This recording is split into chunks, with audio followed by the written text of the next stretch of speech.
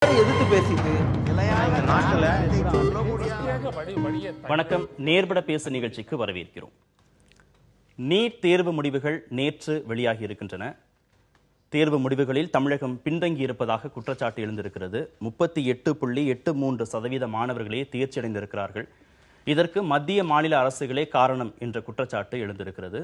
இன்னொரு புறத்தில் பாடத்திட்டத்தில் சீர்திருத்தம் கொண்டு வரப்பட வேண்டும், நீட் தேர்வு முடிவுகள் நமக்கு நல்ல பாடத்தை அளித்திருக்கின்றன அப்படின்னு மத்திய அமைச்சர் பொன் ராதாகிருஷ்ணன் பேசியிருக்கிறார்.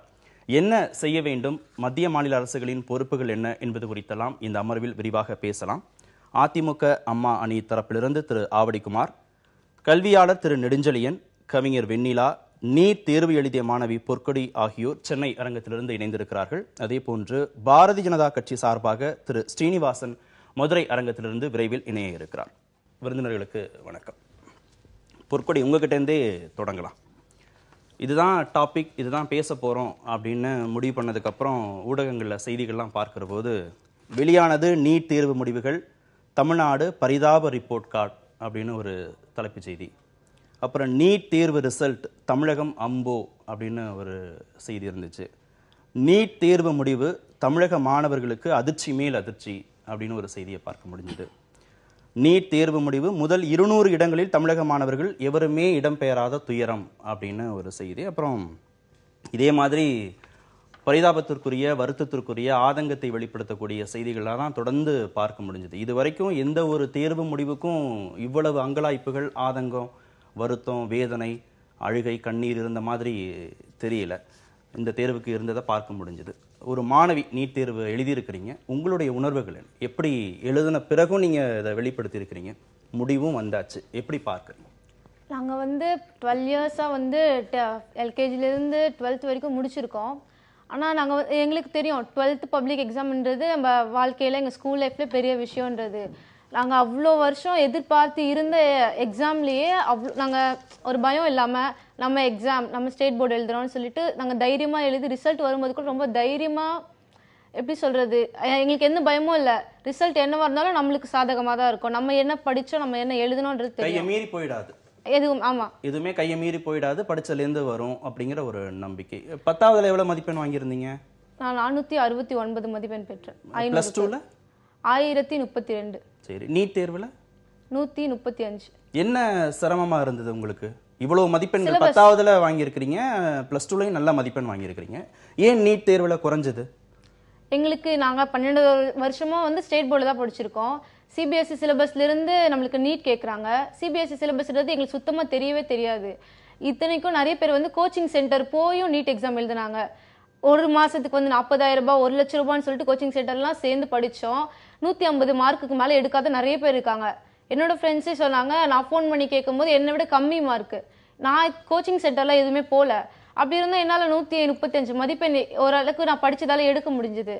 ஆனால் கோச்சிங் சென்டர் போயும் ஒரு சிலர் அவ்வளோ கூட எடுக்க முடியல, உங்களை விட குறைவா வாங்கியிருக்கிறாங்க.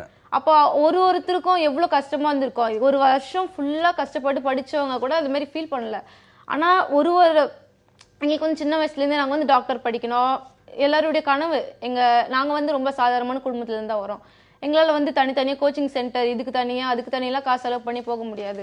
இந்த சிலபஸ் எங்களுக்கு ஃபர்ஸ்ட்லேருந்தே கொடுத்துருந்தா நாங்களும் இந்த சிலபஸ் படித்து நாங்களும் இப்போ இந்த நீட் எக்ஸாம் எழுதி முடிச்சு நல்ல மதிப்பெண் பெற்றிருப்போம். எவ்வளவு வேரியேஷன் இருந்தது மாநில பாடத்திட்டத்துக்கும் நீங்க சந்திச்ச நீட் தேர்வு கேள்வித்தாளுக்கும்? எவ்வளவு வேரியேஷன்? ஒரே ஒரு கொஸ்டின் கூட ஸ்டேட் போர்டுல இருந்து வரவே இல்லை.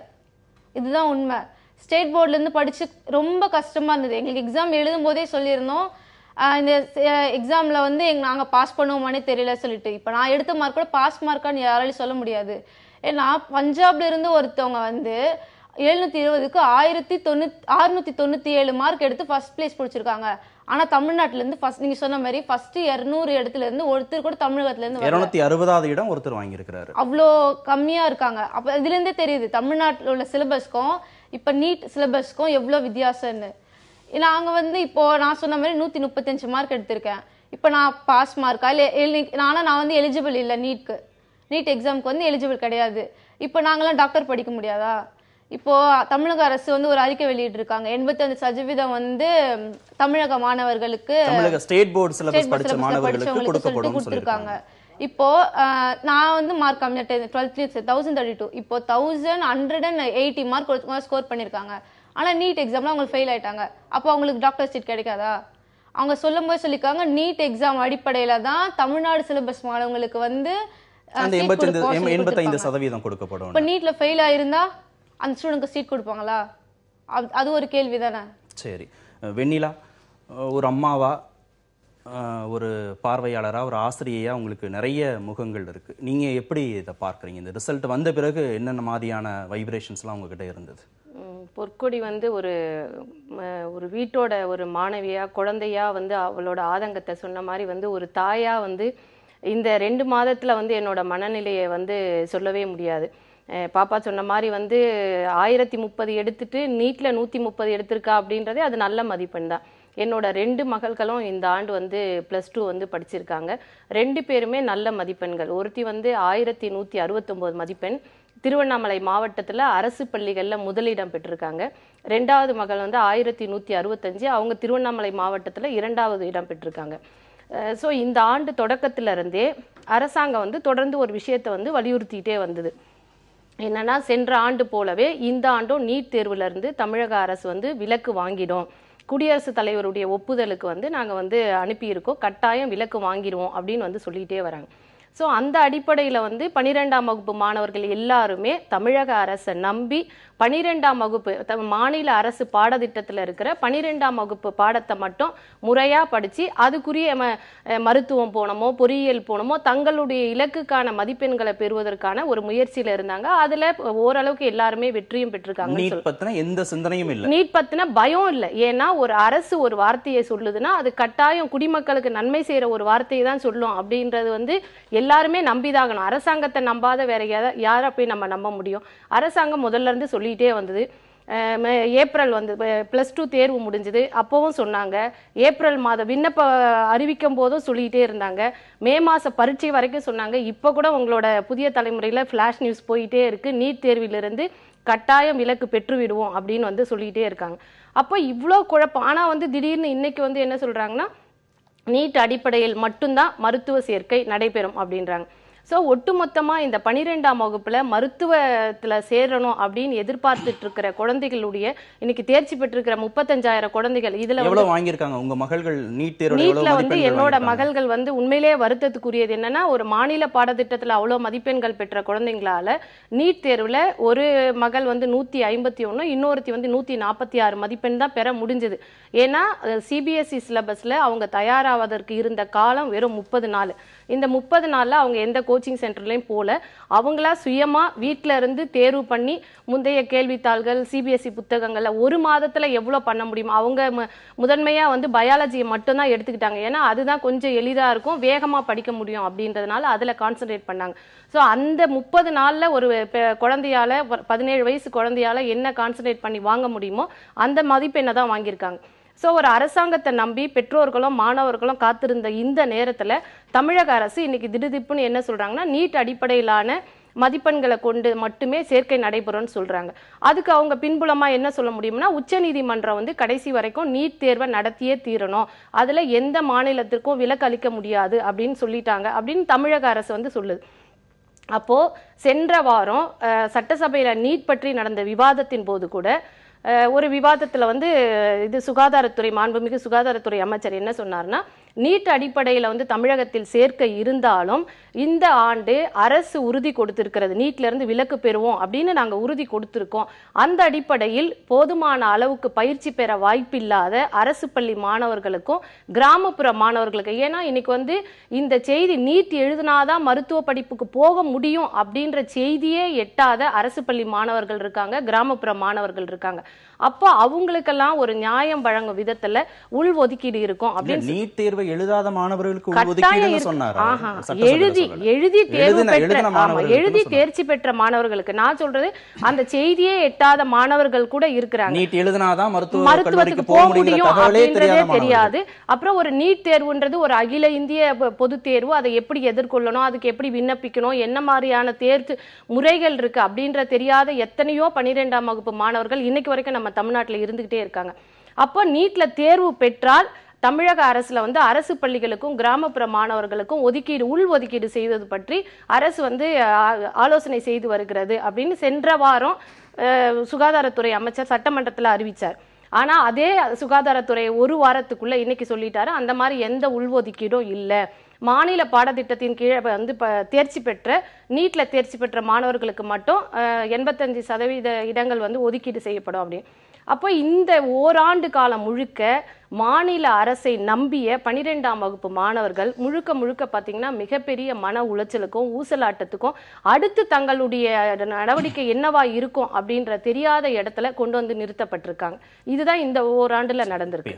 திரு நெடுஞ்செழியன், கோச்சிங் போய் ஆயிரக்கணக்கில் பணம் கட்டி பயிற்சி எடுத்த மாணவர்கள் மார்க் குறைவா வாங்குறாங்க. வீடுகளில் இருந்து அவங்களே தயாரிச்சு படிச்ச மாணவர்கள் அவங்கள விட இவங்க மதிப்பெண்கள் அதிகமா வாங்கியிருக்கிறாங்க. எப்படி புரிஞ்சுக்கிறது இந்த சிஸ்டத்தை? இல்லை, ஆக்சுவலாக இப்போ இந்த ஸ்டூடெண்ட் சொன்னாங்க இந்த மாதிரி சிபிஎஸ்சி சிலபஸ் அப்படிங்கிறது வந்து ஆக்சுவலாக சிலபஸ் வந்து சிபிஎஸ்சி சிலபஸே கிடையாது. 2005 வந்து நேஷனல் கரிக்குலம் ஃப்ரேம் ஒர்க் சொல்லிட்டு ப்ரொஃபஸர் யஷ்பால் அப்படிங்கிறவர் வந்து they made a uniform syllabus all over இந்தியாவில் 42 போர்டு இருக்குது. இந்த 40 போர்டும் யூனிஃபார்ம் சிலபஸ் தான் படிக்கிறாங்க. ஃபார் எக்ஸாம்பிள் இவங்க என்ன கினமேட்டிக்ஸ் படிக்கிறாங்களோ இல்லை அல்ஜிப்ரா படிக்கிறாங்களோ அதே சப்ஜெக்ட் தான் எல்லா போர்ட்லேயுமே இருக்கும். ஒன்லி வந்து teaching learning pattern and methodology வந்து மாறும். தமிழ்நாட்டில் நமக்கு +1 +2 சிஸ்டம் இருக்குது. இப்போ நீங்கள் ஆந்திரா மகாராஷ்டிராலாம் போனீங்கன்னா ஜூனியர் காலேஜ்னு இருக்குது. அப்போ இங்கே 11th படிக்கிறது ஒரு சில ஸ்டேட்டில் 12th படிப்பாங்க, அவங்க 12th படிக்கிறது நம்ம 11th படிப்போங்கிறதுனால செகண்டரி எஜுகேஷன் ஒரு டெர்ஷியரி எஜுகேஷன் சொல்லக்கூடிய 11th 12th ரெண்டு சிலபஸ்லேருந்து 50% நீட்டில் கேட்பாங்க. 50% 11thலையும் 50% 12thலையும் கொடுப்பாங்க கேட்பாங்க. இப்போ இந்த ஸ்டூடெண்ட் அவங்க 11th சொல்லிக் கொடுத்தாங்களாமா உங்கள் ஸ்கூலில் ஃபுல்லாகவே வந்து ஸோ 11th ஃபுல் போர்ஷன் சொல்லிக் கொடுக்கணும், 12th ஃபுல் போர்ஷன் சொல்லிக் கொடுக்கணும். ரெண்டாவது வந்து இந்த காம்படிட்டிவ் என்ட்ரன்ஸ் எக்ஸாமினேஷனில் நம்ம இன்றைக்கி இவ்வளோ பேசுகிறோமே இது ஆக்சுவலி வந்து ஒரு all India institute of medical science and JIPMER எல்லா எக்ஸாமும் ஒரு கிட்டத்தட்ட ஒரு 30 ஆண்டுகளுக்கு மேலாக அந்த எக்ஸாமினேஷன்லாம் இவ்வளோலாம் நடந்துட்டு இருந்தது. அன்றைக்கும் தமிழகத்திலேருந்து மாணவர்கள் போனாங்க அப்படின்னா தமிழகத்தில் வந்து இன்றைக்கி கற்பிக்கும் முறைகள் ஏன்னா இப்போ நம்ம வந்து இவங்கள தேர்வுக்கு தான் நம்ம தயாராகிறோமே ஒழிய இந்த மாணவர் இந்த சப்ஜெக்டை புரிஞ்சு படிக்கிறாரா அப்படிங்கிறத வந்து நம்ம வந்து ட்ரை பண்ணதில்லை. ஏன்னா இந்த நீட் எந்த ஒரு அகில இந்திய தேர்வுகளாக இருந்தாலும் அந்த சப்ஜெக்டை எப்படி புரிஞ்சிருக்காங்க இந்த ஸ்டூடெண்ட் வந்து கான்செப்ட் ஓரியன்டாக அண்டர்ஸ்டாண்டிங்கோட வந்து கற்றுருக்காங்களா அப்படிங்கிறது தான் வந்து ஏன்னா science nobody can change the science either it's biological science hour physical sciences. But அதில் புரிதல் வந்து மாணவர் வந்து இந்த சப்ஜெக்டை புரிஞ்சு படிச்சிருக்காங்களாங்கிறதான் வந்து இந்த டெஸ்ட் இந்த காம்படிட்டிவ் என்ட்ரன்ஸ் எக்ஸாமினேஷன். பட் 25 வருஷத்துக்கு முன்னாடிலாம் இந்த கமிட்மெண்ட் ஆன் டீச்சர்ஸ் வந்து ரொம்ப அதிகமாக இருந்தது. இன்றைக்கும் இல்லைன்னு சொல்ல முடியாது, பட் பர்சன்டேஜ் வந்து ரொம்ப லோவாக இருக்குது கம்பேரிட்டிவ்லி. ஒரு நம்ம தாத்தா பாட்டி காலத்தில் 100% கமிட்டட் டீச்சர் இருந்தாங்க. நம்ம ஒரு அட்லீஸ்ட் 70 to 80% பார்த்தோம்னா இன்றைக்கி இந்த டீச்சர்ஸோட ரேஷியோ வந்து கம்மியாக இருக்குது. அதாவது ஒரு அகில இந்திய தேர்வுக்கு தயாரக்கூடிய மாணவர்களுக்கு வந்து எவ்வாறு புரிதலோடு சொல்லித்தரணும். ஏன்னா இப்போ நம்ம வந்து ப்ளூ பிரிண்ட் தான் ஃபாலோ பண்றோம், ஃபுல் புக்கை சொல்லி தரதில்லை. 11th ஃபுல் போர்ஷன் நம்ம தரவா. எனக்கு ஒரே ஒரு சந்தேகம், இப்போ நீங்க சொன்னதுல இருந்து ஒரே ஒரு புரிதல் தான் வேண்டும். ஆல் ஓவர் இந்தியா சிலபஸ் எல்லாமே இப்ப சரியா இருக்கு, டீச்சிங் மெத்தடாலஜி மட்டும் தான் பிரச்சனையா இருக்கு அப்படி நான் புரிஞ்சுக்க வேண்டியது. ஆமா, ஏன்னா இதுல வந்து ஒன் வேர்ட்ல மத்திய அமைச்சர் வந்து பாடத்திட்டத்தில் சீர்திருத்தம் வேண்டும் அப்படின்னு பேசுறாரு. இன்னைக்கு பேசியிருக்கிறாரு, நல்ல நீட் தேர்வு முடிவுகள் நமக்கு நல்ல பாடத்தை அளித்திருக்கின்றன பேசுறாரு. அப்ப பாடத்திட்டம் சரியா இல்லைங்கிறதான அவருடைய கருத்தா இருக்கு. இல்ல நீங்க அதுல இருந்து முரண்படுறதா? ஆமா, இதுல நிச்சயமா பிகாஸ் நாங்க சிலபஸ் எடுத்து கம்ப்ளீட்டா தமிழ்நாடு போர்டு புக்லயே மேப் பண்ணிருக்கோம். ஆல் ஓவர் இந்தியா சிலபஸ் சரியா தான் இருக்கு, சிலபஸ் வந்து ஒரே மாதிரி தான் இருக்கு. பட் என்னன்னா தேர்வு முறைகள்ல கேள்விகள் கேட்கக்கூடிய முறைகள் வந்து மாணவர் புரிதலோட கத்திருக்காரா, அவரோட கிரிட்டிக்கல் திங்கிங் ஸ்கில்ஸ் இருக்கா, இதெல்லாம் தான் செக் பண்ணுவாங்க. இப்போ ஒரு உதாரணத்துக்கு சொல்லணும் அப்படின்னா இந்த மாணவர் சயின்ஸ் வந்து மாற்றவே முடியாதுங்க. நீங்கள் இப்போ வந்து ஃபார் எக்ஸாம்பிள் நியூட்டன் மேலேருந்து ஆப்பிள் விழுது அப்படிங்கிறது கிராவிட்டினால விழுதுங்கிறது சயின்ஸ் அப்படின்னா அவர் என்ன கேள்வி எப்படி கேட்பாங்கன்னா, இப்போ நான் ஆப்பில் சைடில் த்ரோ பண்ணால் என்ன ஆகும், ஒரு ஸ்லோப்பில் வச்சு விட்டால் என்ன ஆகும், எனக்கு இந்த புரிதல் வந்து கிராவிட்டினால வருது அப்படிங்கிறது எனக்கு புரியலன்னா நான் இதெல்லாம் எனக்கு சிலபஸ்ல இல்லை, எனக்கு புக்ல இல்லை. நீட் தேர்வு வந்து இந்த மாதிரி தான் இருக்கும், வினாத்தாள் வந்து புரிதல் அடிப்படையில் தான். புரிந்து படிச்சிருந்தாங்கன்னா யாருக்குமே இது வந்து பிரச்சனை கிடையாது. இதுல என்ன பிரச்சனைனா அந்த புரிதலோட சொல்லித்தர. ஏன்னா நம்ம மூணு ஆசிரியையாவும் இருக்கிறாங்க. அடிப்படையில அவர் சொல்றதுல வந்து ரெண்டு வித்தியாசம் இருக்கு. ஒன்னு கேள்வித்தாள், அவர் சொல்றது புரிதல் அப்படின்றது வந்து எல்லா கற்பதற்குமே அடிப்படையான ஒரு விஷயம். ஆனா தமிழ்நாடு பாடத்திட்டமும் கேள்வி முறைகளும் அந்த அடிப்படையில இல்ல. இப்ப வந்து ஒரு அவருதான் அதுல முரண்படுறாரு. நீங்க ஆல் ஓவர் இந்தியா சிலபஸ் ஒன்னாதான் இருக்கு, இல்ல அதுவே ஆசிரியர்கள் சொல்லிக் கொடுக்கிற விதத்துலதான் மாறுபாடுனா என்ன முடிவுக்கு வர வேண்டியதாக இருக்குன்னா, மனப்பாடம் பண்ணி படித்த மாணவர்கள் அனைவருமே தேர்வுக்கு போகல, புரிஞ்சு படிச்ச மாணவர்கள் அனைவருமே வந்து நீட் தேர்வு எழுதி உள்ள போயிருக்காங்கன்னா ஒரு முடிவுக்கு வர வேண்டியதா. எவ்வளவு மதிப்பெண்கள் அவங்க வாங்கியிருந்தாலும் மனப்பாடம் பண்ணி படிச்சிருக்காங்க அப்படின்னா ஒரு முடிவுக்கு வர வேண்டியதா இருக்கு. அடிப்படையான ஒரு விஷயம் பாடத்திட்டம் ஒண்ணுதான் அப்படின்னு சொல்றாரு. அது சயின்ஸ் இஸ் எ சயின்ஸ் அப்படின்றாரு. அது வந்து இப்ப உதாரணத்துக்கு உடற்கூறியல் அப்படின்னு நீங்க வச்சுக்கிட்டீங்கன்னா, மாநில பாடத்திட்டத்துல உடற்கூறியல் அப்படின்றது வந்து ஒரு குறிப்பிட்ட, அதாவது +2 படிக்கிற இந்த பிள்ளைகளை கேட்டீங்கன்னா அதை சரியான இடத்துல கூட சொல்லலாம். என்னோட மகள் கூட அதை வந்து கேட்டீங்கன்னா கூட கரெக்டா சொல்லுவா. நம்ம படிக்கிறது அடிப்படையில ஒரு குறிப்பிட்ட லெவல் வரைக்கும் இருக்கும். ஆனா சிபிஎஸ்ல அதுக்கு அடுத்த லெவல்ல இருக்கு. உதாரணத்துக்கு மேக்ஸ்ல வந்து நீங்க பாத்தீங்கன்னா 8வது 9வது வர மேக்ஸை கூட நாங்க வந்து சிபிஎஸ்சி பிள்ளைங்க வந்து 5வது 4வதுல படிக்கிறாங்க. அப்போ அந்த அட்வான்ஸ்டு லெவல் சப்ஜெக்ட் டாபிக் வேணா ஒன்னா இருக்கலாம், ஆனா வந்து லெவல் வந்து கண்டிப்பா வேற வேற தான் இருக்கு. 10th வரைக்கும் தான் இந்த மேடம் சொல்ற டிஃபரன்சஸ் எல்லாமே சமச்சீர் கல்வி வந்து நமக்கு 10th ஸ்டாண்டர்ட் வரைக்கும் தான். 11th and 12th வந்து we follow national curriculum framework. இந்த நேஷனல் கரிக்குலம் ஃப்ரேம்வொர்க்கை எந்த ஸ்டேட்டுமே தாண்ட முடியாது. பிகாஸ் 2005 ப்ரொஃபசர் யஷ்பால் வந்து இதை கிளியரா வந்து இந்தியாவில் நம்ம அகில இந்திய தேர்வுகள் பண்றோம் அப்படின்னா ஒவ்வொருத்தரும் ஒவ்வொரு சிலபஸை படிச்சா எந்த ஒரு அகில இந்திய தேர்வுகளும் நம்ம கண்டக்ட் பண்ண முடியாது. அதனால இந்த 11th and 12th R junior காலேஜ்னு சொல்லக்கூடிய ப்ரீ யூனிவர்சிட்டி காலேஜ் வந்து across the country uniform syllabus இருக்குன்னு சொல்லி 2005 வந்து எல்லா ஸ்டேட் கவர்மெண்ட்டுக்கும் அவங்க கொடுத்துருக்காங்க. அந்த ஸ்டேட் கவர்மெண்ட் இதுல இருந்து கொஞ்சம் கொஞ்சம் பேசிக்கலி வந்து சிலபஸ்ல வந்து ஒரு 5% வேரியேஷன்ஸ் இருக்குமே வழிய, பட் எல்லாருமே இந்த சிலபஸ் தான் வந்து அடர் பண்றாங்க. இவங்க என்ன படிக்கிறாங்களோ அதான் எல்லா போர்டும். பொன் ராதாகிருஷ்ணன் சொன்ன மாதிரி ஆசிரியர்கள் தான் இந்த முடிவுக்கு காரணமா? இவ்வளவு லோ பெர்சன்டேஜ் ஆஃப் பாஸ்க்கு வந்து மனப்பாடம், நீங்க சொல்லக்கூடிய மனப்பாடம் பண்ண வைக்கக்கூடியது, தென் நம்ம வந்து கோச்சிங் ஃபேக்டரிஸ் சொல்லக்கூடிய +2 மதிப்பெண்களை மட்டும் நம்ம வந்து நிறைய ஃபோக்கஸ் பண்றது, மாணவர்களுக்கு ஒரு புரிதல் இல்லை, மாணவர்களை வந்து தேர்வுக்காக தான் நம்ம பண்ற வழிய ஒரு சப்ஜெக்டை புரிஞ்சு அந்த மாணவர் அடுத்த கட்டத்துக்கு நகரத்துக்கான வந்து வாய்ப்புகளை வந்து, ஏன்னா இன்னைக்கு மதிப்பெண்கள் அப்படிங்கிறது வந்து அந்த ரேட் ரேஸ்ல ஓடுற மாதிரி தான் நம்ம பண்ணிட்டோம். அதை ஏத்துக்கிறீங்களான்னு கேட்கிறேன். ஆசிரியர்கள் தான் காரணம்னு மத்திய அமைச்சர் பொன் ராதாகிருஷ்ணன் சொல்றாரு. அவர்தான் ஆசிரியர்கள் காரணம்னா, அதாவது ஒரு காலத்துல வந்து கல்வி அப்படின்னா ஆசிரியர்கள் தான் அதனுடைய முதன்மையான அங்கமா இருந்தாங்க. இன்னைக்கு ஆசிரியர்கள் அப்படின்றது ஒட்டுமொத்த ஒரு பல ஃபேக்டர்ஸ்ல டீச்சர் வந்து ஒரு ஃபேக்டரா இருக்காங்க. இப்ப டீச்சரே எல்லாத்தையும் தீர்மானிக்கக்கூடிய நிலைமையில வந்து இல்ல. ஏன் ஆசிரியர்கள் மனப்பாட கல்வியை வலியுறுத்துறாங்கன்னா, இன்னைக்கு வந்து தேர்ச்சி சதவீதமோ அல்லது வந்து மாநில பாடத்திட்டத்துல இத்தனை கட் ஆஃப் இருந்தாதான் இவ்வளவு மதிப்பெண்கள் பெற முடியும் அப்படின்ற ஒரு தேவையும் செயற்கையான தேவையும் உருவாக்கப்பட்டுக்கிட்டே இருக்கிறதுனால அந்த சூழல் வந்து நோக்கி போகுது. அதுல ஓரளவுக்கு உண்மை இல்லை அப்படின்றதை நம்ம மறுக்க முடியாது. ஆசிரியர் மனப்பாட நீங்க இதை எப்படி பாக்குறீங்க? ஆசிரியர்கள் தான் காரணம். பாடத்திட்டம் இந்தியா முழுவதும் ஒரே மாதிரி தான் இருக்கு. புரிதல் அடிப்படையில கல்வி இல்லாதது தான் இந்த தேர்வை எதிர்கொள்ள முடியாம போனதுக்கு காரணம்னு ஆசிரியர்கள், புரிஞ்சு படிக்காத மாணவர்கள், இதுதான் காரணம். கேள்வித்தாள்லாம் ஒன்னாதான் இருக்கு, அதெல்லாம் ஒன்றும் பிரச்சனை இல்லை அப்படிங்கறத எப்படி பாக்குறீங்க? அப்படிலாம் இல்லை. இப்போ சிலபஸ் இந்தியா ஃபுல்லா ஆல் ஓவர் இந்தியா ஒரே சிலபஸ் தான். இப்போ ஒரு பஞ்சாப்ல இருக்க ஸ்டூடெண்ட்டுடைய புக்கும் என்னுடைய 12th ஸ்டாண்டர்ட் புக்கையும் வச்சு பார்க்கும்போது தெரியும், அவங்க சிலபஸும் எங்க சிலபஸும் வேற வேற இருக்கு. NCERT புக் என்கிட்ட இருக்கு. என்னோட 10th வரைக்கும் அப்படி இருக்கும். நெடுஞ்செழியன் என்ன சொல்றாரு, +1 அப்படிதான் இருக்கு. 10வது வரைக்கும் அப்படி இருக்க முடியும், 11 12ல அப்படி இருக்க முடியாதுன்னு சொல்றாரு. அப்படிலாம் இல்ல. இப்ப 11th 12th புக் என்கிட்ட இருக்கு. NCERT புக் இருக்கு. CBSE சிலபஸ் உடைய மெயின் அதுதான் NCERT தான்.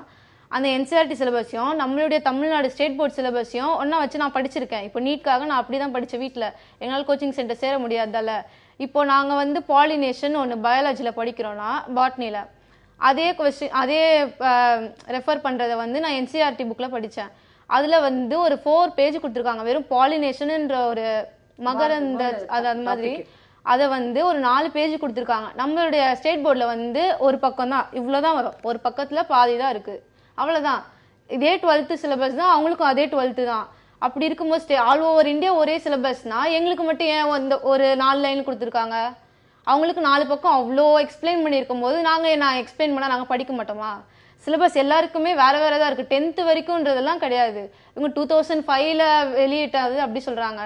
இப்போ 2017லயும் சிலபஸ் வேற வேற தான் இருக்கு. சரி திரு ஆவடிக்குமார், 2 விதமான கோணத்துல இதை பார்க்க முடியும். அரசு தரப்புல கடைசி வரைக்கும் கொடுக்கப்பட்ட வாக்குறுதிகள், அமைச்சர்கள் தரப்புல கொடுக்கப்பட்ட வாக்குறுதிகள், இன்னொன்னு பாடத்திட்டம். அந்த பாடத்திட்டத்துக்குள்ள ஆசிரியர்கள், பாடத்திட்டம் எல்லாமே சேர்ந்து வந்துடும். இந்த 2 நாள தான் இந்த தேர்ச்சி சதவீதம் குறைஞ்சு போச்சு அப்படிங்கறதான் விமர்சனம். இல்லை, நிச்சயமா மரியாதைக்குரிய வெண்ணிலா பேசுள்ள ஒரு குடும்ப தலைவியாக, மகளுடைய பாதிப்பை உணர்ந்த ஒரு தாயாக அவங்க பேசுனதை என்னால் ஏற்றுக்க முடியும்.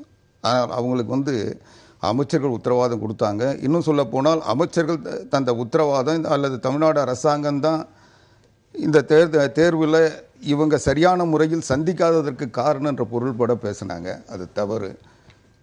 ஏன்னா எந்த நிலையிலையும் அமைச்சர் விஜயபாஸ்கர் கூட சொல்ல உள் ஒதுக்கீடு முயற்சிப்போம் தான் சொன்னார். சட்ட ரீதியாக உரிய நான் முடிச்சிடுறேன். உரிய தேர்வு சமயத்துல சொல்றேன். பாண்டியராஜன் ஒன்னு சொன்னாரு, விஜயபாஸ்கர் ஒன்னு சொன்னாரு, செங்கோட்டையன் ஒன்னு சொன்னாரு. தேர்வு சமயத்துல இன்னும் சொல்ல போனா மரியாதை கூட நெடுஞ்செழியன் கூட ஒரு விவாதத்தில் கலந்துக்கிட்ட சொல்ல இதை பத்தி பேசணும். நான் அன்னைக்கே சொன்னேன். இன்றைக்கு இந்த தேர்வு நீட் தேர்வு என்பது இன்னைக்கு பார்த்தீங்கன்னா கல்வி என்பது சுகாதாரம் என்பது இரண்டுமே கங்கிரஸ் லிஸ்ட்ல இருக்கு. மத்திய அரசாங்கம் என்ன உத்தரவு போடுதோ, என்ன திட்டத்தை சட்டத்தை போடுதோ அதை வந்து மாநில அரசாங்கம் ஏற்றுக்கொள்ள அப்படி சொல்லிட வேண்டியதானே. எங்களால ஒன்றும் செய்ய முடியாதுங்க. நீட் தேர்வு என்பது மத்திய அரசாங்கம் இன்னைக்கு கொண்டு வந்திருக்கு. சிலபஸ்ல இருந்து எல்லாம் அவங்க தான் வந்து ஃபைனல் முடிவு எடுக்க முடியும்.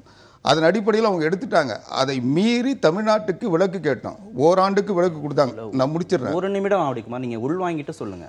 மாஃபா பாண்டியராஜன் தமிழகம் முழுவதும் பயிற்சி மையங்கள் தொடங்கப்படும், அதற்கான முயற்சி மேற்கொள்ளப்படும் அவர் பொறுப்புல இருக்கிற போது சொல்றாரு. விஜயபாஸ்கர் எப்படியாவது நாங்க வந்து விலக்கு வாங்கிடுவோம்னு சொல்றாரு. செங்கோட்டையன் தமிழக மாணவர்கள், கிராமப்புற மாணவர்கள் ஆர்வமா இருக்கிறாங்க தேர்வு எழுதுறதுக்குன்னு சொல்றாரு. மூணும் வேற வேற கருத்து. இது மாஃபா பாண்டியராஜன் சொன்ன காலகட்டம் வேற. அதற்கு பிறகு ஆட்சி தானே எல்லாமே. சொல்றேங்க, எல்லா தமிழ்நாடு சட்டமன்றத்தில் 2 மசோதாக்கள் நிறைவேற்றப்பட்டு மத்திய அரசாங்கத்தின் பரிசீலனைக்கு அனுப்பப்பட்டு ஜனாதிபதி ஒப்புதலுக்காக காத்திருக்கு. அதனுடைய முடிவு வந்ததுன்னா இந்த பிரச்சனை இல்லை. ஆனால் அதுக்கு முன்னால உச்சநீதிமன்றத்தில் முடிவு இதை தடை செய்ய முடியாதுன்னு சொன்னதுக்கு பிறகு உச்சநீதிமன்ற பெஞ்சில் இன்னைக்கு பெண்டிங்கில் இருக்கு. ஆக எல்லாமே வந்து அரசாங்கம் முழு முயற்சியில் தமிழ்நாட்டிற்கு இந்த நீட் தேர்வு என்பது பாதிப்பு தரும் என்பதை உணர்ந்த காரணத்தால் அரசாங்கம் தடுப்பு நடவடிக்கை பேசி இருக்கணும் கேக்குறேன். நான் என்ன சொல்றேன், எடுக்கிற முயற்சிகளை வந்து யாரும் எதுவுமே குறை சொல்லவே இல்லை.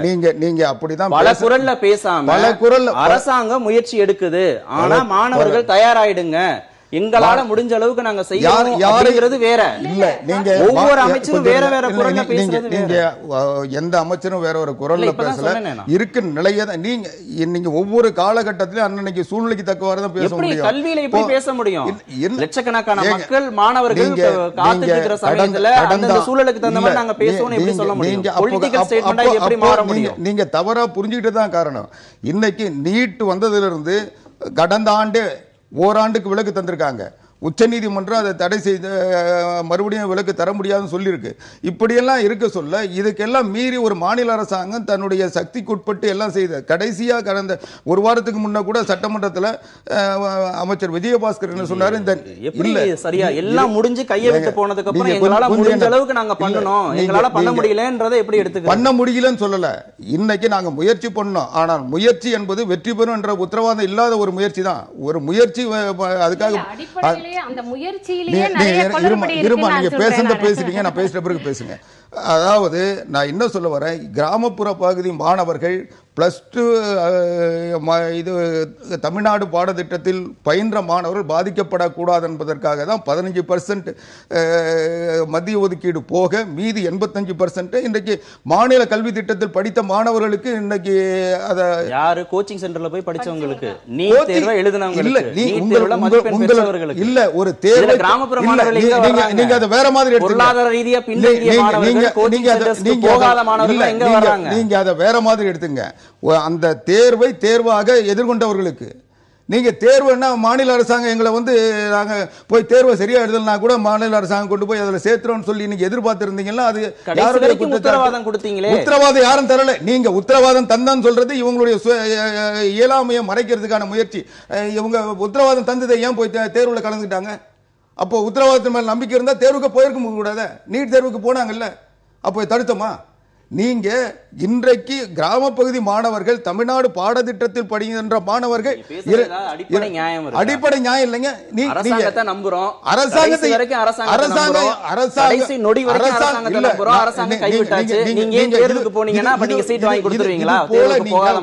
இது போல ஊடகங்கள் தவறாக கற்பிதத்தை உருவாக்குனது. நீங்க ஒரு உதாரணம் சொல்லுங்க தவறான கற்பிதத்தை. இப்ப நீங்க சொல்றது தவறான அரசாங்கம் என்ன உத்தரவு தந்தது? நான் சொல்லல, வெண்ணிலா சொல்றாங்க. வெண்ணிலா சொல்றாங்க, இரண்டு மகள்களின் தாய் அவங்க, ஆசிரியை அவங்க. ஆனா நீங்க வந்து அதை சொல்லாதீங்கன்ற. நான் என்ன சொல்றேன், இன்றைக்கு கூட தமிழ்நாடு சிலபஸ்ல படிச்ச 85% பேர் வர்றதுக்கான முயற்சியில் அரசாங்கம் ஈடுபட்டு இருக்கு. அதுதான் செய்ய முடியும். இன்னைக்கு உச்சநீதிமன்றத்தை மீறி மத்திய அரசாங்கத்தினுடைய உத்தரவை மீறி மாநில அரசாங்கம் என்ன செய்ய முடியும்? எங்களுடைய அதிகாரத்திற்கு ஜவடேகரையும் ஜே.பி. நட்டாவையும் சந்திச்சுட்டு டெல்லியில பேட்டி கொடுக்கலையா விஜயபாஸ்கரும் அன்பழகனும்? இன்னைக்கு கூடங்க அந்த இன்னைக்கு தமிழ்நாடு சட்டமன்றத்தில் நிறைவேற்றப்பட்ட 2 மசோதாக்கள் என்ன மத்திய அரசு பெற முடியும், கனிவோடு பரிசீலிக்கும், அன்போடு பரிசீலிக்கும், நம்பிக்கையோடு இருக்கிறோம். இப்படி அலங்கார வார்த்தைகள் எல்லாம் போட்டு பேட்டி கொடுத்தாங்களா? இன்றைக்கு கூட பிரதமரை சந்தித்த முதலமைச்சர் இன்னைக்கு கூட அந்த கோரிக்கையை வலியுறுத்தி வந்திருக்காரு. கோரிக்கையில இல்லவே இல்ல.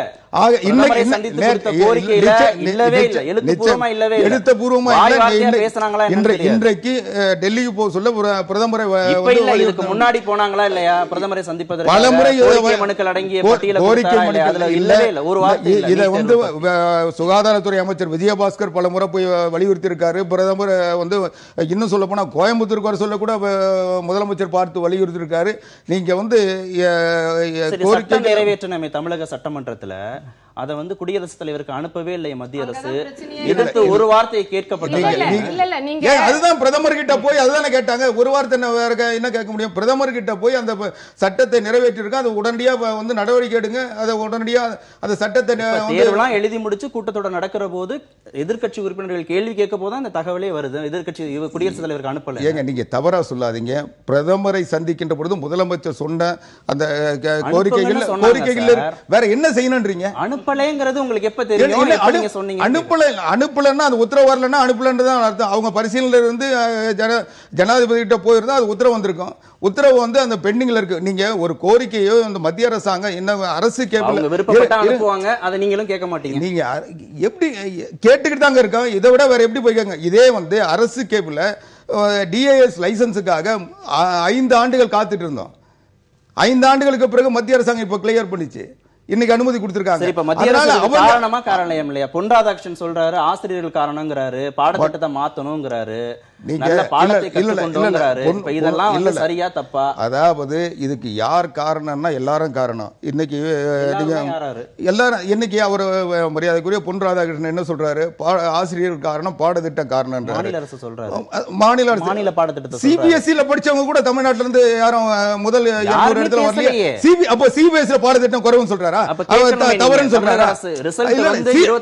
நீங்க மாநில பாடத்திட்டம் காரணம்னா சிபிஎஸ்இல படிச்ச அத்தனை பேர் எக்ஸாம் எழுதின அத்தனை பேரும் பாஸ் ஆயிருக்கணும்ல. அவங்க வந்து அந்த 200 இடத்துல ஒரு இடத்துக்கு வந்திருக்கணும்ல. ஏன் வந்தாங்க? ஏன் வரல? அப்போ பாடத்திட்டம் குறைவுன்னா அப்போ சிபிஎஸ்இ பாடத்திட்டமும் தவறு தானே? சரி, ஸ்ரீனிவாசன் மதுரையில இருந்து இருந்திருக்கிறீங்க. பொன் ராதாகிருஷ்ணன் சொல்லக்கூடிய கருத்தை எப்படி எடுத்துக்கிறது? மாநில பாடத்திட்டத்தை மாத்தணும், சீர்படுத்தணும்னு சொல்றாரு, ஆசிரியர்கள் காரணம்னு சொல்றாரு. ஒருவேளை அந்த லாஜிக் சரி அப்படின்னா இப்ப தமிழ்நாட்டில் இருக்கக்கூடிய சிபிஎஸ்இ பள்ளிகளில் படிச்ச மாணவர்கள் எல்லாருமே நீட் தேர்வுல நிறைய மதிப்பெண்கள் எடுத்துட்டாங்கன்னு புரிஞ்சுக்கிறதா? எப்படி பார்க்கிறது? இல்லை, தமிழ்நாட்டில் சிபிஎஸ்இ பள்ளிகள் மிகவும் குறைவு. இப்போ நீட் தேர்வு முறை வந்ததுக்கு அப்புறம் தான் இப்போ அதிகமாக சிபிஎஸ்இயை பற்றிய ஒரு விழிப்புணர்வு தமிழக மக்களுக்கு, குறிப்பாக பெற்றோர்களுக்கு வந்திருக்கிறது. இதில் 3 வித்தியாசத்தை நான் இங்கே குறிப்பிட விரும்புகிறேன். அந்த நம்ம +2 படித்த மாணவி கூட ஒரு கருத்தை பதிவு செஞ்சாங்க. பாலினேஷன் பற்றிலாம் சொன்னாங்க. கரிக்குலம் என்பது வேறு, சிலபஸ் என்பது வேறு, லெசன் என்பது வேறு. இப்போ பாலினேஷன் அப்படிங்கிறது சிலபஸில் இருக்கலாம், அதற்கான லெசன் தான் என்சிஆர்டியில் இருக்கக்கூடியது. அது 4 பக்கம் அதுக்கு லெசன் கொடுத்துருக்குறாங்க. மாநில பாடத்திட்டத்தில் அதுக்கு 1 பக்கம் கொடுத்துருக்குறாங்க. சிலபஸ் ஒன்று தான், கரிக்குலம் ஒன்று தான். அவர் டெட்ஜிலின் அவர்கள் சொன்னது போல நேஷனல் கரிக்குலம் என்பது ஒன்று தான். அப்போ தமிழ்நாட்டிலேயே அது 4 பக்கம் அந்த லெசன் பிளான் கொடுக்க வேண்டாம் என்று சொன்னது யாரு? அப்போ அது அவங்க அதிகமாக கொடுத்துருக்கலாம்ல. சிலபஸ் வேறு வேறாக இருக்கிறது. மத்திய அரசாங்கத்தின் சிலபஸில் தேர்வு நடக்கிறது என்பதே தவறான வாதம். ஒரே பாடத்திட்டம், அதற்குரிய லெசன் பிளானை இவங்க மாற்றி மாற்றி கொடுக்குறாங்க என்று தான் எடுத்துக்கொள்ள வேண்டும். எங்கள் அமைச்சர் அவர்கள் பொன் ராதாகிருஷ்ணன் அவர்கள் சொன்னது ஆசிரியர்கள் என்று சொன்னால் ஆசிரியர்களுக்கு இன்னும் கூடுதலாக பயிற்சி அளிக்க வேண்டும் என்று தான் எடுத்துக்கொள்ள வேண்டுமே தவிர ஆசிரியர்கள் சரியில்லை என்ற கருத்தை அவர் பதிவு செய்ததாக நான் பார்க்கவில்லை. தமிழ்நாட்டில் இதற்குரிய பாடத்திட்டங்கள் அதிகமாக இருக்க வேண்டும், ஆசிரியர்களுக்கு பயிற்சி தர வேண்டும். இப்போ இந்த ரோட் மெத்தட் என்று சொல்கிறார்கள், மனப்பாடம் செய்து மார்க் வாங்குவது, மதிப்பெண்கள் பெறுவது என்கிற இந்த முறை மாற்றப்பட்டு போட்டித் தேர்வுகளை சந்திக்கக்கூடிய அளவிற்கு தமிழக மாணவர்களை தயார் செய்ய வேண்டும் என்கிற பாடத்தை இந்த நீட் தேர்வின் மூலமாக நாம் எடுத்துக்கொள்ளலாம் என்று தான் நினைக்கிறேன். மாநில அரசாங்கமும் சரி மத்திய அரசாங்கமும் சரி ஒரு குறிப்பிட்ட அரசியல் அமைப்புக்கு உட்பட்டு தான் நாம் செயல்பட முடியும். நீங்க ஆவடிக்குமார் அவர்களை ரொம்ப நீங்க மாநில அரசாங்கம் தவறு என்று சொல்ல முடியாது. குஜராத்தில் நரேந்திர மோடி அவர்கள் முதலமைச்சராக இருந்த போது மத்திய அரசாங்கம் பொடா சட்டத்தை ரத்து செய்தது காங்கிரஸ் அரசாங்கம். மாநிலத்திற்கென்று அவர் ஒரு சட்டம் இயற்றி தொடர்ந்து பல ஆண்டுகளாக அந்த மாநில அரசாங்கத்தின் சட்டத்தை மத்திய அரசாங்கம் சொல்லவே இல்லை. கூப்பிடல வேற வேற கட்சி அதிமுக ஒருத்தர் இல்ல இல்ல இல்ல நான் கட்சி சார்பா பேசுறேன். நான் மாநில அரசாங்கம் மத்திய அரசாங்கத்தினுடைய கொள்கை முடிவில் மாநில அரசாங்கம் ஒரு லெவலுக்கு மேல புஷ் பண்ண முடியாது. மத்திய மந்திரி சபை நீட்டு தேர்வுக்கு ஆதரித்திருக்கிறது. அதனால இந்த மசோதாவை அவர்கள் ஜனாதிபதிக்கு அனுப்புவதும் அனுப்பாதும் மத்திய அரசாங்கத்தினுடைய கொள்கை முடிவு. அதனால இது மாநில அரசாங்கம் மத்திய அரசாங்கம் சொல்லி இருக்கணும். மெடிக்கல் கவுன்சில் ஆஃப் இந்தியாவுடைய பணிகள் குறித்து ஆய்வு செய்வதற்காக போட்ட எக்ஸ்பர்ட் கமிட்டி மாநில அரசுகள் விரும்பினா அதுக்கு விலக்கு கொடுக்கலாம்னு சொல்லியிருக்கு. நாடாளுமன்ற நிலைக்குழு அந்த பரிந்துரையை ஏத்துக்குது. உச்சநீதிமன்றத்தில் ஏற்கனவே தமிழக அரசு ரத்து செய்த நுழைவுத் தேர்வு தொடர்பான வழக்கு வருகிற போது எங்களுக்கு எந்த பிரச்சனையுமே இல்லை, இது கன்கரண்ட் லிஸ்ட்ல இருந்தாலும் எங்களுக்கு எந்த பிரச்சனையும் இல்லை, எங்க அதிகாரத்தில் தலையிடலைன்னா ஏற்கனவே எல்லாம் மத்திய அரசு சொல்லியிருக்கிறது. அது மாதிரியான எந்த விதமான முன் உதாரணங்களும் இதுக்கு முன்னாடி இல்லவே இல்லைன்னா இல்லை. மாநில அரசு கேட்டா விலக்கு கொடுக்கலாம் அப்படிங்கறதா இது வரைக்குமே இருந்த நடைமுறையாக இருந்திருக்கிறது. இல்ல இப்ப நீங்க உச்சநீதிமன்றம் மதுரை உயர்நீதிமன்ற கிளையில் இருந்த வழக்கை கூட அதை ரத்து செய்து இனிமேல் நீட்டு தொடர்பான எந்த ஒரு வழக்கையும் மாநில உயர்நீதிமன்றங்கள் விசாரிக்க கூடாது என்று சொல்லி எல்லாவற்றையுமே அவங்க உச்சநீதிமன்றத்துக்கு மாத்திட்டாங்க. இப்ப மதுரையில கூட சிபிஎஸ்இ இந்த தேர்வு முடிவுகளை அறிவிக்க கூடாது என்று சொல்லி இங்கே தடை கேட்டு அங்கே ஒரு வழக்கு தொடர்ந்தாங்க. அந்த வழக்கில் கூட சிபிஎஸ்இ உச்சநீதிமன்றத்திற்கு மேல்முறையீட்டிற்கு சென்ற போது அவர்களுக்கு ஆதரவாக தீர்ப்பு வந்து சிபிஎஸ்இ ரிசல்ட் வெளியிட்டாங்க என்பது மாத்திரமல்ல, இந்த கேஸையே அவங்க உச்சநீதிமன்றத்துக்கு டிரான்ஸ்பர் பண்ணிட்டாங்க. அதனால முழுக்க நீதிமன்றம், குறிப்பாக உச்சநீதிமன்றம் நீட்டு தேர்வுக்கு ஆதரவாக இருக்கிறது. இன்னும் சொல்ல போனால் உச்சநீதிமன்றத்தினுடைய அந்த அறிவுறுத்தலின்படிதான் நாடு முழுக்க மருத்துவ நுழைவுத் தேர்வு என்பது நீட் தேர்வு படி நடத்தப்படுகிறது. பாரதிய ஜனதா கட்சியினுடைய கொள்கைகள் நீட் தேர்வு வேண்டும் என்று சொல்கிற கட்சி தான் பாரதிய. ஒரு மாநிலத்தில் இருக்கக்கூடிய அனைத்து கட்சிகளும் ஒரே குரல்ல மக்களுடைய உணர்வுகளுக்கு மதிப்பளிக்கும் விதமாக ஒரு சட்டத்தை நிறைவேற்றி மத்திய அரசுக்கு அனுப்பி இருக்கிறாங்க. ஆனா அத குடியரசுத் தலைவருக்கே அனுப்பல அப்படிங்கிற தகவலை மாநில அமைச்சர் வந்து சட்டப்பேரவையில தெரிவிக்கிறாரு. இந்த நடவடிக்கை எப்படி புரிஞ்சுக்கிறது? மத்திய மந்திரி சபை ஏற்றுக்கொண்டாதான் சார் அதை குடியரசுத் தலைவருக்கு அனுப்பணும். மத்திய மந்திரி சபையே கொள்கை அளவில் ஏற்றுக்கொள்ளாத ஒரு விஷயத்தை அவர்கள் குடியரசுத் தலைவர் ஒப்புதலுக்கு அனுப்ப வேண்டிய அவசியம் இல்லை. இதற்கு ஆயிரக்கணக்கான முன்னுதாரணங்கள் இருக்கின்றன. நாளைக்கு தமிழ்நாடு தனிநாடாக பிரியணும்னு சொல்லி எல்லா உணர்வோட எல்லா கட்சிகளும் தீர்மானம் போட்டா அதை மத்திய மந்திரி சபை ஏற்றுக்கொள்ள வேண்டும் என்ற அவசியம் இல்லை, அதை குடியரசுத் தலைவருக்கு அனுப்ப வேண்டிய அவசியம் இல்லை. அதனால இது மந்திரி சபை மத்திய கேபினட் சென்ட்ரல் கேபினட் நீட் தேர்வுக்கு ஆதரவாக இருக்கிறது. அதனால இந்த முடிவை ஏற்கிறோம். நீட் தேர்வு என்பது நடத்தப்பட வேண்டிய செயலையும் கல்வியில இருக்கக்கூடிய ஒரு சீர்திருத்தத்தையும் நீங்க ஒரே தளத்துல வச்சு நீங்க பார்க்க முடியாது. அப்போ மத்திய அரசு வந்து செய்யாது அப்படின்னு தான் புரிஞ்சுக்க வேண்டியதா இருக்கிறது இல்லையா? அதனுடைய அதிகாரத்தை மீறி மாநில அரசு இப்ப சட்டம் போட்டாச்சு அப்படின்னா புரிஞ்சுக்க வேண்டியதா இருக்கிறது. இது ரொம்ப தெளிவு. ஏன்னா மாநிலத்தில் ஒரு தீர்மானம் நிறைவேற்றியதுனாலேயே இப்போ பாண்டிச்சேரியில சட்டசபையில தீர்மானம் போட்டிருக்காங்க இந்த மாட்டு விற்பனை தடைக்காக. கேரளாவில் தீர்மானம் போட்டிருக்காங்க. இதற்காக கவர்மெண்ட் நோட்டிபிகேஷனை திரும்ப பெற்றுக்கொள்ள வேண்டிய அவசியம் இல்லை. அதனால மத்திய அரசாங்கம் என்று அது அரசியல் சாசன வரம்புக்குள் இயங்குகிறது, மாநில அரசாங்கம் இயங்குகிறது. மாநிலங்கள் தங்கள் உணர்வுகளை பதிவு செய்யலாம், ஆனால் அதை ஏற்றுக்கொள்வதும் ஏற்றுக்கொள்ளாதும் இருக்கு. இப்ப தமிழ்நாட்டில் மாத்திரம் தானே நீட்டுக்கு எதிராக தீர்மானம் போட்டிருக்காங்க. சட்டமன்றத்தில் எல்லாம் இதற்கு எதிராக தீர்மானம் இல்லையே. இல்ல அந்த மாதிரி போடுகிற போது மாநில அரசாங்கத்துடைய அதிகாரத்துக்கு உட்பட்டு மத்திய அரசுடைய அந்த உத்தரவு செல்லாதுன்னு தானே புரிஞ்சுக்க வேண்டியதா இருக்கு. அவங்க மாநில எல்லைக்குள்ள அது செல்லாது, நீங்க திரும்ப பெறணுங்கிற அவசியம் கிடையாது. ஆனா அதை செயல்படுத்தாமல் இருப்பதற்கான முழு உரிமையும் அந்த மாநில அரசுக்கு இருக்குன்னு தானே புரிஞ்சுக்க வேண்டியதா இருக்கு. இல்ல அப்படி பண்ண முடியாது, அப்படி பண்ண முடியாது. அவங்க வந்து அவங்க எதிர்ப்பை காட்டுகிற தீர்மானம் தான் போட்டிருக்காங்களே தவிர இங்கே செல்லாது என்கிற தீர்மானத்தை செய்யவில்லை. அப்படி என்றாலும் சொல்ல கூட அது உச்ச நீதிமன்றத்தில் அது செல்லாது. ஆனால் எனது கருத்தை என்ன பதிவு செய்ய விரும்புகிறேன், எல்லாமும் தெரிஞ்ச சட்டமன்ற உறுப்பினர்கள் இந்த மாதிரியான ஒரு அடிப்படை புரிதல் கூட இல்லாம அந்த சட்டத்தை நிறைவேற்றிட்டாங்களா, மத்திய அரசுக்கு அனுப்பிச்சிட்டாங்களான்னு ஒரு சந்தேகம் வருது. நம்ம ஆவடிக்குமார்ட்ட விளக்கம் கேட்கலாம். பொற்கொடி சொன்ன இந்த மகரந்த சேர்க்கை தொடர்பாக ஸ்ரீனிவாசன் சொல்லும்போது லெசன் வேற கரிக்குலம் வேற, சிலபஸ் வேற அப்படின்னு சொன்னார். இதை வந்து பாடத்திட்டத்தில் வைக்காத மாநில அரசு குறை சொல்லணும் அப்படின்னு புரிஞ்சுக்கிறதா, இல்லை இதையெல்லாம் சரியா உள்வாங்கி பாடத்தை நடத்தாத ஆசிரியர்கள் இதில் பிரச்சனை அப்படின்னு பார்க்கிறதா? இல்லை, இந்த மைய இப்போ நம்ம விவாதிச்சிட்டு இருக்கிற விஷயத்துலேருந்து கொஞ்சம் நகர்ந்து போய் இந்த கேள்வி போகிறதா நான் நினைக்கிறேன். ஏன்னா வந்து இப்போது பாடத்திட்டத்தில் பிரச்சனையா, ஆசிரியர்கள் பிரச்சனையா அப்படின்றது தொடர்ந்து தமிழ்நாட்டில் இருக்கிற மொத்த கல்வி முறையை சார்ந்த ஒரு விவாதமாக நான் வந்து பார்க்குறேன். இந்த நீட்டு சம்பந்தமான விஷயத்துக்குள்ளே இது எவ்வளோ தூரம் பொருத்தி பார்க்க முடியும் அப்படின்ற கேள்வியும் நம்ம வச்சோம்னா அதில் வந்து இதில் இவங்க எல்லாருக்குமே சமமான பங்கு இருக்குது. அப்புறமா வந்து ஒரு பெற்றோராக நீங்கள் வந்து சார் பேசும்போது வந்து ரொம்ப வேகமாக வந்து சொல்கிறாரு, நாங்கள் எப்போ சொன்னோம் அப்படின்னு கேட்குறாரு. டெய்லி பேப்பர் படிக்கிற எல்லாருக்குமே தெரியும், தினம் வந்து தமிழக அரசு நீட் விவகாரத்தில் என்னென்ன விஷயங்களை இந்த கடந்த 5 மாதங்களில் பேசியிருக்கு அப்படின்றது. நாங்கள் வந்து நீட்லேருந்து விலக்கு வாங்கிடுவோம், குடியரசுத் தலைவருக்கு போயிருக்குன்னே சொல்லிக்கிட்டே இருந்தாங்க. சிபிஎம் எம்பி வந்து திரு TK ரங்கராஜன் தான் வந்து இதுவரைக்கும் குடியரசுத் தலைவர் மாளிகையிலேருந்து ஏன் இதுக்கான அனுமதி கிடைக்கலன்னு ஒரு அந்த செக்ரட்டரிக்கு வந்து ஒரு ரிட்டனாக ஒரு கடிதம் அனுப்பும்போது தான் முதல் முறையாக அந்த குடியரசுத் தலைவர் மாளிகையிலேருந்து ஒரு செய்தி சொல்கிறாங்க, நாங்கள் தமிழக அரசிடமிருந்து அந்த மாதிரி எந்த ஆர்டினன்ஸும் இது வரைக்கும் எங்கள் கைக்கே வரல. அப்போ ஒரு அரசாங்கத்துக்கே தாங்கள் அனுப்பிய 231 எம்எல்ஏக்களினுடைய ஒப்புதலோடு அனுப்பப்பட்ட ஒரு மசோதா குடியரசுத் தலைவர் மாளிகைக்கு போயிருக்கா இல்லையான்னு ஒரு அரசாங்கத்துக்கே தெரியாத ஒரு சூழல் அப்படி இருக்கும்போது ஒரு சாதாரண பெற்றோர், என்னோட விருப்பம் என்னன்னா, கல்வியா நெடுஞ்செழியன் சார் சொல்ற மாதிரியோ அவர் வந்து சொன்னார், மத்திய அரசினுடைய ஒப்புதல் இல்லாத ஒரு விஷயம் எப்படி குடியரசுத் தலைவர் மாளிகைக்கு போக முடியும் அப்படின்னு கேட்கிறாரு.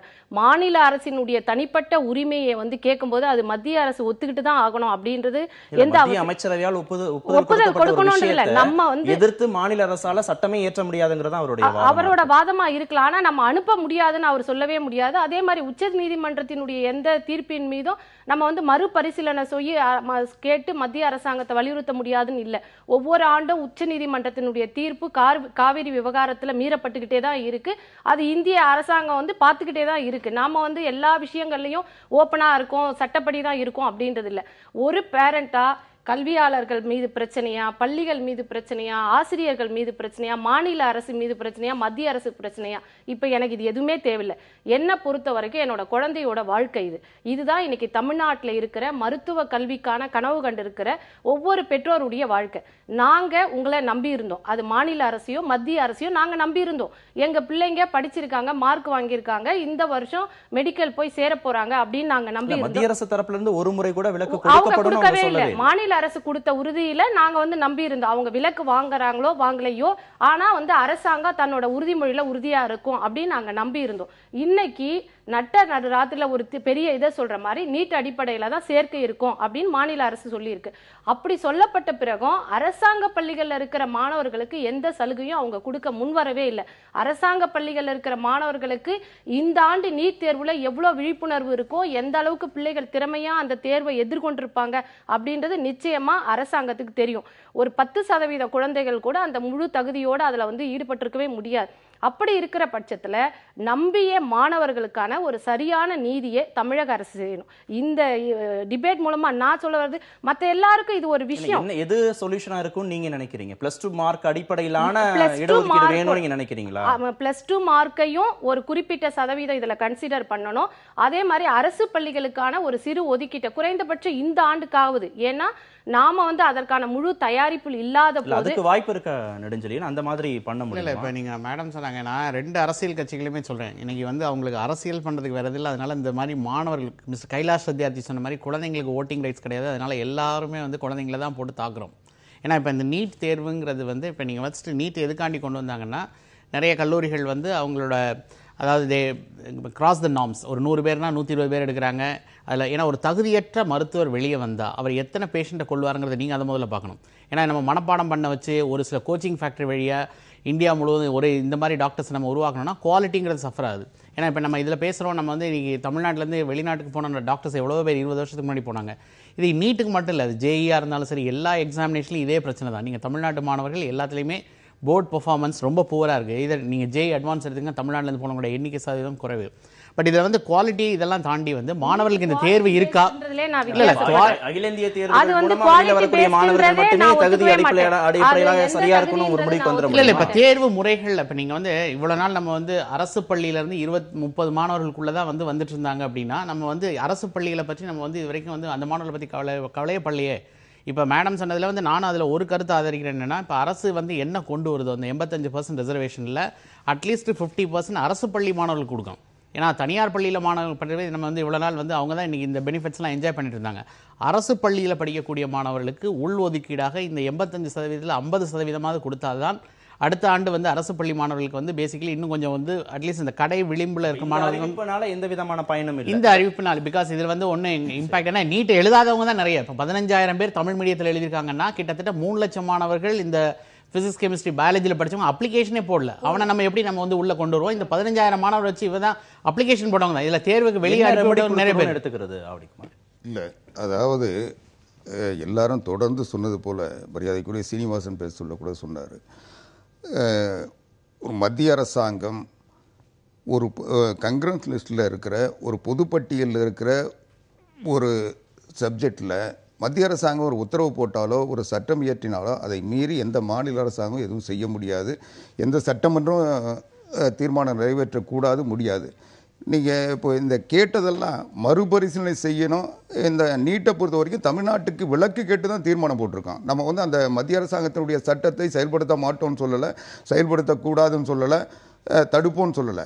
நாம் வந்து தமிழ்நாட்டினுடைய பிரச்சனைகளை சுட்டிக்காட்டி தமிழ்நாட்டு மக்களுக்கு பாதிப்பை உருவாக்கும். அதனால இதுக்கு தமிழ்நாட்டுக்கு மட்டும் விலக்கு கொடுங்கன்னு தான் நம்ம தமிழ்நாடு கேட்டிருக்கோம். கிடைச்சா ஓகே, கிடைக்கலனா ஓகேன்னு சொல்றதுங்கிறது வேற, கண்டிப்பா கிடைச்சிரும்னு சொல்றது வேற இல்லையா? நம்ம எப்படி கண்டிப்பா கிடைச்சிரும்னு சொல்ல முடியும்? இல்ல அது நீங்க தவறா கிடைக்கவே வேணாம். நீங்க இருங்கம்மா, நீங்க பேசிட்டீங்க, நான் பேசுறேன். நீங்க உங்க பிரச்சனையை சொல்லிட்டீங்க, என்ன பேச விடுங்க, டைம் இல்ல. நீங்க இன்னைக்கு அவங்களுடைய கோரிக்கை எல்லாமே அரசு பள்ளி மாணவர்கள் இருங்க, அவங்களுடைய கோரிக்கைப்படாம ஏதாவது அவங்களுடைய அது எல்லாமே அரசாங்கம். இன்னும் சொல்ல போனா சுகாதாரத்துறை அமைச்சர் டாக்டர் விஜயபாஸ்கர் மிக தெளிவா சொல்லியிருக்காரு. அரசனுடைய சட்ட வல்லுநர்கள், அரசனுடைய அதிகாரிகள், மத்திய அரசாங்கம் எல்லாத்தையும் ஆலோசனை பண்ணி அறிவிப்பு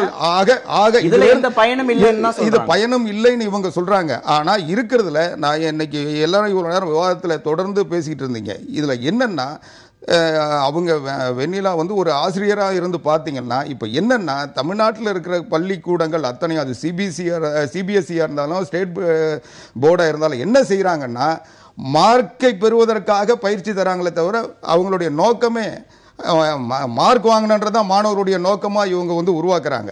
இன்னும் சொல்ல போனால் பல பள்ளிகளில் பாட புத்தகங்களை படிப்பதை விட கைட படிச்சு கைட கிளாஸ் இல்ல இந்த முறையெல்லாம் வந்து இல்ல கைட வச்சுட்டு பாடம் எடுத்துட்டு வந்தாங்க. இன்றைக்கு தமிழ்நாடு கல்வித்துறையில் மாற்றங்களை உருவாக்கி பள்ளி கல்வித்துறையில் பல்வேறு மாற்றங்கள் வந்திருக்கு. இன்னைக்கு பிளஸ் அதுக்குதான் வந்து அடுத்த ஆண்டுக்கு கல்வித்துறை அமைச்சர் செங்கோட்டை மிக தெளிவா சொல்லிருக்கு. அடுத்த ஆண்டுக்கு இதுக்கான சிறப்பு வகுப்புகள்லாம் வைக்கலாம் சொல்லி அடுத்த நோக்கத்துக்கு. ஆனால் இன்னைக்கு முடிவுக்கே வராம ஒரு டிபேட்டுக்கு போக முடியாதுல்ல, முடிக்கணும்ல. என்ன இனிமே பயிற்சி நிலையங்கள்லாம் வருமா? நீட்டுக்கு தயாராகிக்கணும் மாணவர்கள். நீங்க நீட்டுக்கு தயாரானதுனால தான் போய் நீட் எக்ஸாம் எழுதுனாங்க. நீங்க வேற வழி இல்லாம தயாரானவங்கள போய் நம்ம பேசிட்டு இருக்கோம். இன்றைக்கு மத்திய அரசாங்கத்தினுடைய சட்டத்தை மீற முடியாது. அது வந்து எல்லாருக்கும் பொதுவானது. அந்த சட்டத்திலிருந்து விலக்கு கேட்டிருக்கோம். அந்த விலக்கு இன்றைக்கு தேக்கத்தில் இருக்கிறது. அவர்கள் விலக்கு அளித்தால் நீட் இல்லாம நம்ம அனுமதிக்க முடியும். இல்லை என்றால் தமிழ்நாடு ஸ்டேட் சிலபஸ் பாடத்திட்டத்தில் படித்தவர்களுக்கு 85 விழுக்காடு தமிழ்நாட்டு இடங்களில் போகாத மாணவர்களுக்கு பயன் இல்லைங்கிறதா உங்களுடைய வாதம்.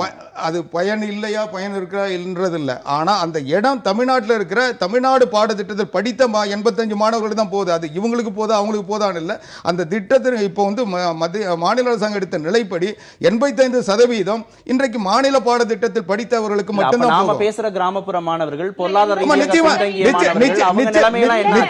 நிச்சயமா ஸ்டேட் சிலபஸ்ல அதிகமான தனியார் பள்ளிகள் இல்ல, பெரும்பான்மையானவை அரசு பள்ளிகள் தான். அப்படிலாம் ஒரு முடிவுக்கு வரவே முடியாது.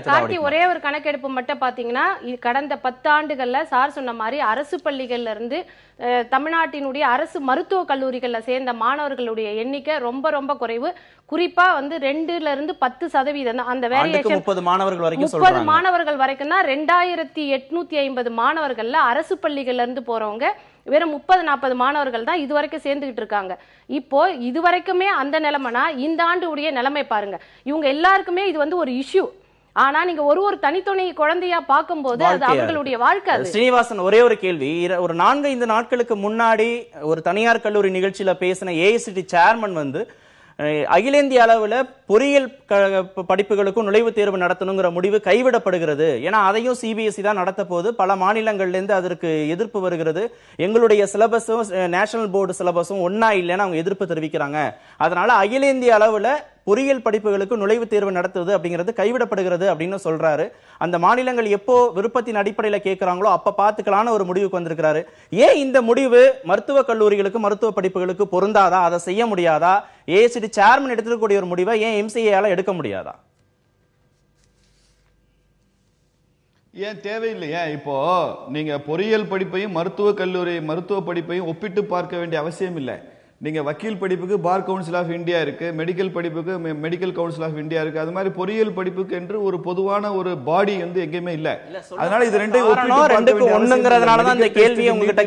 காரணத்தினாலேயே இதற்கு இருக்க அவசியம். சொல்லக்கூடிய காரணம் ரெண்டுமே சிபிஎஸ்இ தான் நடத்துது. சிபிஎஸ்இ பாடத்திட்டமும் மாநில பாடத்திட்டமும் வேறு வேறு. நாங்க இன்னும் அந்த பார் லெவலுக்கு அட்டைன் ஆகலைன்னு மாநிலங்கள் சொல்றாங்க. அதனால கொஞ்சம் அவங்களுக்கு கால அவகாசம் கொடுத்திருக்கிறோம் அப்படிங்கிற அடிப்படையில ஏற்கனவே சொல்லப்பட்டது தானே. ரெண்டும் வேற வேற தேர்வு. ஆனா காரணம் ரெண்டுக்கும் ஒண்ணுதானே. ஆமா, நீட் மெடிக்கலுக்குமே கூட பல மாநில அரசாங்கங்களுக்கு கால அவகாசம் கொடுக்கப்பட்டிருக்கு. தமிழ்நாட்டுக்கு கூட ஒரு ஆண்டு காலம் கால அவகாசம் கொடுக்கப்பட்டது இல்ல. அது மாதிரி பொறியியல் கல்லூரிக்கும் கூட நாளடைவில் இதிலிருந்து அவர்களும் விலக்கு பெற முடியாது. நிச்சயமாக அவர்களும் இந்த நெட்வொர்க்ல வந்து ஆகணும். பாரதிய ஜனதா கட்சியை பொறுத்தவரை, இப்போது இருக்கிற மத்திய அரசாங்கத்தை பொறுத்தவரை நாங்கள் தெளிவாக அறிவிக்கிறோம். நீட் தேர்வுக்கு இந்த அரசாங்கம் ஆதரவாக இருக்கிறது. நாடு முழுக்க எந்த மாநிலத்திலும் இதுக்கு எதிர்ப்பு வரவில்லை. தமிழகத்திற்கு மாத்திரம் ஒரு விதிவிலக்கு கொடுக்க முடியாது என்று அதிமுக அரசாங்கம் எங்கே தவறு செய்திருக்கிறது என்று, அரசியல் தவறு செய்திருக்கிறது என்று நான் நினைக்கிறேன் என்றால், அவர்கள் ஒவ்வொரு விஷயத்திலையும் அரசியல் பிரச்சனையில திமுக எடுக்கிற நிலைப்பாட்டை அவங்க எடுக்கிறாங்க. நீட் தேர்வு திமுக வேண்டாம்னா இவங்க வேண்டான்றாங்க. நெடுவாசல்ல திமுக ஹைட்ரோ கார்பன் எடுக்கூடாதுன்னா இவங்க வேண்டாங்கிறாங்க. ஹிந்தி பிரச்சனையில் அவங்க எடுக்கிற ஸ்டாண்ட் எடுக்கிறாங்க. திமுகவை விட நாங்கள்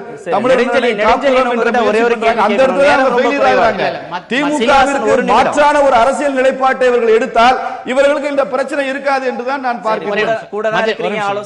மத்திய அரசு வந்து உண்மையிலேயே மாணவர்கள் மேல அக்கறை இருந்ததனால், மாணவர்கள் பற்றி ஒரு உண்மையான நல்ல எண்ணம் இருந்ததனால், இப்போ இன்னைக்கு இங்கிலீஷ் லாங்குவேஜில் வந்து நீட் எழுதினவங்க 9.13 லட்சம் எழுதியிருக்காங்க. ஹிந்தியில் 1.2 லட்சம் எழுதியிருக்காங்க. மற்ற மாநிலங்கள் வெர்னாக்குலர் லாங்குவேஜஸ் பார்த்தீங்கன்னா தெலுங்கு, அசாமீஸ் அண்ட் குஜராத்தில் தான் 47,000 பேர் எழுதியிருக்காங்க. தமிழ்நாட்டில் 15,000 பேர் தான் விண்ணப்பித்திருக்காங்க. ஏன்னா பாதி பேரை நம்ம உள்ள விடல, அதில் எத்தனை பேர் காணாமல் போனாங்கன்னு தெரியாது. அண்ட் கன்னடாவில் வந்து மீடியத்தில் 712 பேர் எழுதியிருக்காங்க. ஒரியாவில் 452 பேர் எழுதியிருக்காங்க. இது அப்ளை பண்ணியிருக்காங்க. இதில் எவ்வளோ பேர் உள்ளே போனாங்கன்னு தெரியல. இந்த அப்ளிகேஷன் இப்படி இருந்ததுன்னா, இவ்வளோ நாள் மெடிக்கல் காலேஜில் அந்தந்த ஸ்டேட்டில் அந்தந்த வெர்னாக்குலர் லாங்குவேஜஸில் சேர்ந்து படித்த பையன் வந்து தமிழ் மீடியத்தில் படித்த பையன் உள்ளே போகக்கூடிய வாய்ப்பை இன்னைக்கு மத்திய அரசாங்கம் தட்டி பறிக்கிறது. ஏன்னா 9 லட்சம் ஆங்கில மீடியத்தில் பற்றி தான் படிக்கணும். மாநில மொழிகளில் வெவ்வேறு விதமான கேள்விகள் இருந்தது. பட் இன்னைக்கு வந்து அந்த சீட்ஸை வந்து பிடிங்கி இங்கிலீஷ் மீடியம் படிக்கணும், இல்லைன்னா ஹிந்தி தான் படிக்கணும், வேற எதுவும் படிக்கவே கூடாது அப்படிங்கிறது மத்திய அரசு எல்லா மாநிலங்களையும் சமமாக மாணவர்களை பார்க்கிறது. அரசியல விட்டுருங்க, ஒரே தேர்வு தான். அதுல வந்து மத்திய அரசுக்கு ஒரு பார்வை இருக்கு, நீதிமன்றத்துக்கு ஒரு பார்வை இருக்கு, மாநில அரசுகளுக்கு ஒரு பார்வை இருக்கு. மாணவர்கள் நல்லா இருக்க கூடாதுங்கிறது. ஏன்னா மாணவர்கள் படிச்சுட்டாலே பாதிக்கப்படக்கூடியது மாணவர்கள் தான். அரசியல் கட்சிகளோட முக்கிய நோக்கமே மாணவர்கள் படிக்க கூடாது, கல்வி அறிவு வரக்கூடாதுங்கிறதா முக்கியமா இருக்க ஒழிய இன்னைக்கு இந்த தேர்வுல இந்த ஒரு இம்பேலன்சஸ் இருந்ததுன்னா ஏன் எல்லாம் ரெண்டு government, central government, state government எல்லாம் சேர்ந்தே இதுக்கு வந்து மாணவர்கள் பண்ணலாமே. அவருக்கு எது சௌரியமோ அதை பேசி நினைக்கிறேன் நானு. அவர் ஆரம்பத்தில இருந்தே கழுவுற மீன் நழுவுற மீன் போல கருத்து பதிவு செய்கிறார். எங்கேயுமே தமிழ்ல தேர்வு எழுதக்கூடாது என்று எங்கும் சொல்லப்படவில்லை. 8க்கும் மேற்பட்ட பிராந்திய மொழிகள்ல நீட் தேர்வு நடைபெற்றுக் கொண்டிருக்கிறது. இன்னைக்கும் கூட முதல் 25 இடத்தை பெற்றவர்கள் பஞ்சாப், குஜராத், கேரளா, கர்நாடகா மாணவர்கள் தான். ஒவ்வொரு மாநில மொழிகளிலையும் வந்திருக்கிறார்கள். மாநில மொழிகளில் தேர்வுகள் நடத்தப்பட்டாலும் என்று தவறான கருத்தை இவர் சொல்லி தவறான கருத்துல சிபிஎஸ்இ மாநில மொழிகளில் தேர்வுகள் நடத்தப்பட்டாலும் ஒவ்வொரு மாநிலத்துல ஒரு சில மாநிலத்துல மொழிகளில் நடத்தப்பட்ட தேர்வுகள் எளிமையா இருந்தது, சில மாநிலங்கள் நடந்த தேர்வுகள் கடினமா இருந்ததுங்கிற பாரபட்சம் காட்டப்பட்டதுங்கிற குற்றச்சாட்டும் இருந்தது. நீதிமன்றத்துல வழக்கு நடத்தப்பட்டது. அதை மறுப்பதற்கு இல்லையா? அதை நீங்க ஏத்துக்கிறீங்களா? அந்த வழக்கு நடந்து நீதிமன்றத்தில் சிபிஎஸ்இ சார்பாக இது மாதிரி எடுக்கவில்லை என்று சொன்னால் அந்த கொஸ்டின் எப்படி லீக் ஆகும் என்கிற விவரங்கள் எல்லாம் சொல்லப்பட்டிருக்கிறது. நீதிமன்றம் அதற்கு முன்னால நீங்க அவசரப்பட்டு ஊடகங்கள் மூலமாக தீர்ப்பளிக்க வேண்டாம் என்று கேட்டுக்கொள்கிறேன். திரு சீனிவாசன், ஒரே மாதிரியான கேள்வித்தாள் தயாரிக்க வேண்டிய அவசியம் இல்லைன்னா சொன்னாங்களே தவிர அந்த மாதிரியான கேள்வித்தாள் தயாரிக்கலன்னு அவங்க சொல்லவே இல்லை. சிபிஎஸ்இ தரப்புல ரெண்டுக்கும் வேறுபாடு இருக்கிறது. ஒரே தேர்வு தான், ஆனா வெவ்வேறு பார்வை இருக்கு. மத்திய அரசுக்கு வேற பார்வை இருக்கு, மாநில அரசுக்கு வேற பார்வை இருக்கு, அதற்கான பார்வை இருக்கு. மாணவர்கள் தொடர்ச்சியாக பாதிக்கப்படுறாங்க. மருத்துவம் படிக்கணும்னு கனவோடு இருக்கக்கூடிய மாணவர்களுடைய கனவு தகர்ந்து போயிருக்கிறது அப்படிங்கறதா எல்லாருடைய கவனத்துக்கும் இந்த செய்திகள்லாம் சேர்ந்திருக்கும். நல்ல முடிவு எட்டப்படுங்கிற நம்பிக்கையுடன் நிகழ்ச்சியை நிறைவு செய்யலாம். பங்கேற்ற அத்தனை விருந்தினர்களுக்கும் நன்றி. மீண்டும் சந்திப்போம். நன்றி, வணக்கம். அது ஊடக எதிர்த்து பேசிட்டு